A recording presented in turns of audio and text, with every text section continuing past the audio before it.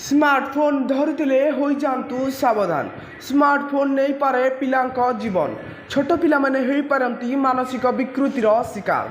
वर्तमान स्मार्टफोन व्यवहार मात्रा दिन को दिन बढ़िबार लागिछि। एमिति कि क्षणिक भी स्मार्टफोन छाड़ी रहिबा असंभव होई पड़ुछि। हेले छोट छोट पिलांक उपरे खराब प्रभाव पकई पारे।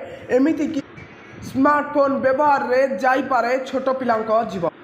छोट पिलांकु स्मार्टफोन न देबा पाई Xiaomi पूर्वतन सीईओ मनोज जैन अभिभावक मानंकु सतर्क कराइछन्ति। साधारणतः बापा और माँ उभय कौनसी कार्य व्यस्त थिबारु पिलांकु शांत रखिबा लागि किंबा छोट पिलांकु खाद्य खुआइबा बेले किंबा सेमाने कांदुथिबा बेले स्मार्टफोन पिलांकु धराई देइथांती। किंतु एहार केते जे कुप्रभाव एहार थाए से माने जानी नाहंती। स्मार्टफोन पिलामानंक मस्तिष्क को प्रभावित करे। से बड़ हेबा पर्यंत से प्रभाव रही थाए। तेणु एहा उपरे अभिभावक माने विशेष सतर्क रहिबा दरकार बोली से कहिसंती।